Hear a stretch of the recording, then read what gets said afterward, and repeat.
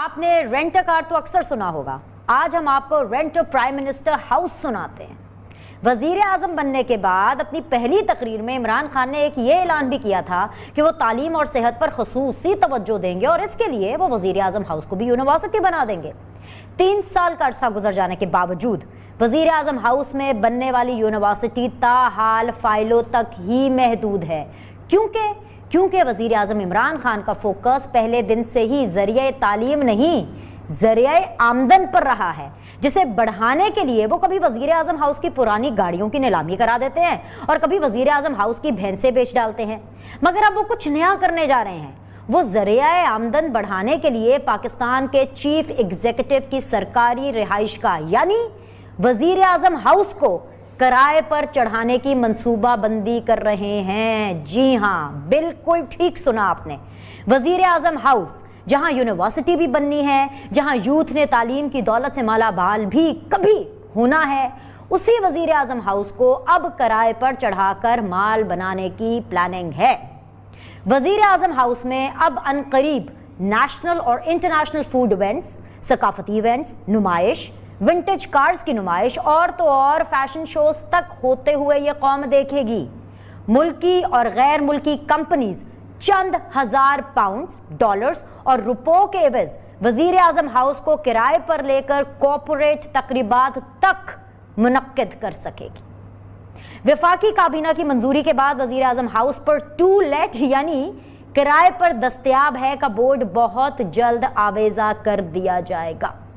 इस बड़ी खबर, इस आईब्रो रेजिंग खबर और इस दिल दहला देने वाली खबर के साथ मैं आप सब लोग को खुशामदीद कहती हूं। आज जब मैं फवाद चौधरी साहब को सुन रही थी, यकीन जानिए मैं झूठ नहीं बोलूंगी, मेरे रोंगटे खड़े हो गए कि रेंट अ कार सुना था, अब prime minister house is on rent. I mean, दुनिया में कभी भी कहीं भी आपने सुना है that anything which is with in the premises of prime minister house, कुछ भी उसके प्रेमिसेस में उसको किराए के लिए, बाकी दुनिया के लिए, बाकी आम पब्लिक के लिए खोला जा रहा है और स्पेसिफिकली एलीट क्लास के लिए? How is this possible in the leap? अता साहब, यहाँ पे वजीर आजम हाउस को किराए पर देने की तैयारियां की जा रही हैं और आप लोग हैं कि अपने बयानिए में फंसे हुए हैं। कहाँ है ऑपोजिशन? मैं मौका नहीं मिला ये वजीर आजम हाउस पे बात करने के लिए। तो बात ये है कि ज़मीं बेच डाली, ज़मन बेच डाला, लहू बेच डाला, बदन बेच डाला, शजर बेच डाला, चमन बेच डाला, किए थे वादे ज़मीनों मकां के, मेरी जाए मदफन कफन बेच डाला, मैं रोटी और कपड़े में उलझा रहा, एक न्याजी ने मेरा वतन बेच डाला। प्रॉब्लम ये है कि आप आए हैं और वो दिन मुझे याद है, मैं बड़ी उनकी रिस्पेक्ट करता हूँ, एक फेमस मीडिया पर्सनैलिटी हैं, वो प्राइम मिनिस्टर हाउस के एक बाथरूम में बाथटब में लेटे हुए थे और वो शो ये कर रहे थे कि ये गालिबन कोई सद्दाम हुसैन का महल है जिसमें आज अवाम को पहली दफ़ा एक्सेस मिला है। और वो बाथटब में उन्होंने टांग पे टांग रख के जिस तरह तस्वीर खिंचवाई, वो आज भी मेरे जहन में अच्छी तरह ताज़ा है। और एक एक कमरे का विजिट किया, जैसे पता नहीं अंदर क्या चीज़ें दबाई हुई थी।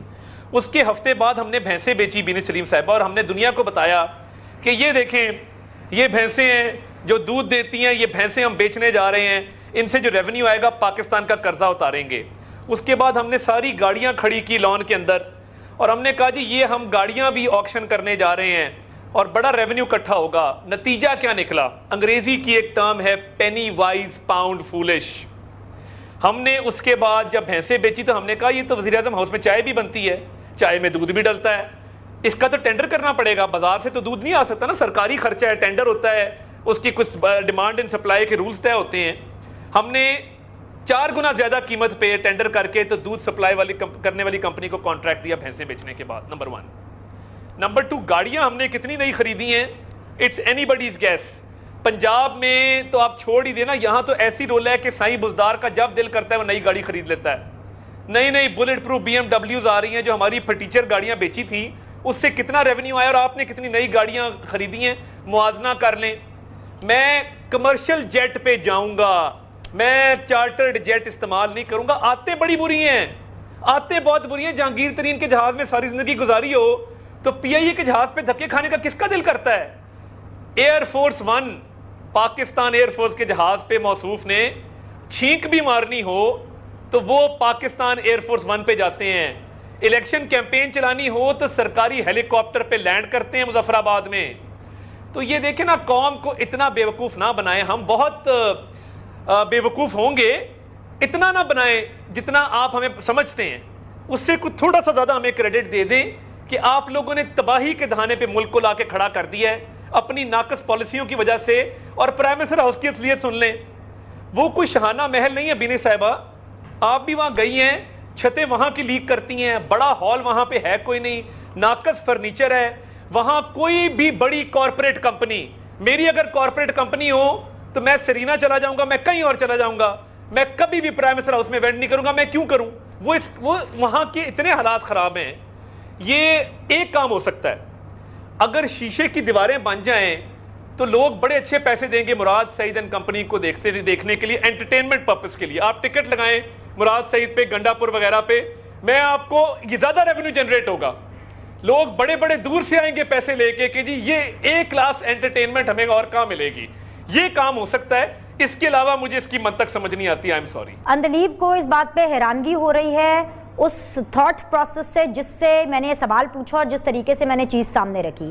सर, जिस भी आप दिमागी कैफियत से, मुझे इसका जवाब ज़रूर दीजिएगा कि कोई भी किसी भी दिमागी कैफियत में हो, क्या आपको ये चीज़ समझ में आती है जहाँ से मैं देख रही हूँ कि अगर प्राइम मिनिस्टर हाउस रेंट के लिए अवेलेबल होगा तो एक कमरे में at some point of time, एक हॉल में, एक ऑडिटोरियम में प्राइम मिनिस्टर, आपके DGISI, आपके आर्मी चीफ बैठ करके कौमी सलामती की मीटिंग कर रहे होंगे और दूसरे किसी हॉल में या दूसरे किसी ऑडिटोरियम में कोई कॉर्पोरेट इवेंट चल रहा होगा। आपको ये चीज समझ में आती है सर? आप इस चीज को कैसे देखते हैं? पहले तो मैं एक मशवरा देना चाहता हूँ इस कारोबार को और बढ़ाने के लिए जी। ये साथ इसके ये भी कर दें कि कोरोना के दिनों में जहाँ पे बाकी हॉल्स बंद रहेंगे, ये खुला रहेगा ताकि कारोबार ज्यादा चमके। एक तो ये इनको मशवरा देना। दूसरा ये है, हैरानी इस बात पे है कि इसको तो यूनिवर्सिटी बनना था और यूनिवर्सिटी बन के तो इसको तो यहाँ पे अब 3-4 क्लासेस जो हैं वो निकल चुकी होनी थी और वो पाकिस्तान के मुख्तलिफ शोबों में अपना रोल अदा कर रही होती। अब पहले वो तमाशा लगाया कि इसको बनाएंगे। मसला ये नहीं है कि कौन शाहाना, ये कभी फौजी आमरीत की बात नहीं करेंगे। ये सिर्फ आए इसलिए हैं कि ये जमहूरी हुकूमतों को अटैक करें। इनके मुंह से कभी नहीं आप सुनेंगे कि ये 35 साल का जिक्र करेंगे। ये बाकी 35 साल का जिक्र कभी नहीं करेंगे, बल्कि 37 साल 36 साल। अब सवाल ये है, ये इस किस्म के सारे तमाशे लगाकर एक्चुअल जो इश्यूज हैं उनसे तवज्जो हटाना चाहते। इश्यू तो महंगाई है, इश्यू तो बेरोजगारी है, इश्यू तो इस मुल्क के अंदर ये यहाँ पे हॉस्पिटल गिरा है, एक मरीज मर गया, 2 जख्मी हो गया हाफिजाबाद में। दिन में होता तो तमाशा खड़ा कर देते। ये कल एक बंदा फौत हुआ पिम्स के अंदर, वो 8 बजे आकर दाखिल हुआ है, शाम ने काटा है, 10:30 बजे डेथ हुआ है। नहीं लगी उसको वैक्सीन, नहीं लगी शाम के काटने की। ये परसों 2 दिन पहले शोर मचा रहे थे कि सिंध ने ये क्या कर दिया, तो कल सारी बंद और सारी रेस्ट्रिक्शंस खुद अनाउंस कर दिए वापस। हालत ये है कि कल का मैं लगा हुआ हूँ सर्विसेज हॉस्पिटल में, एक मरीज है, उसको कल का डॉक्टर्स ने लिखा हुआ है वेंटिलेटर पे लेकर जाएं, वेंटिलेटर अवेलेबल नहीं।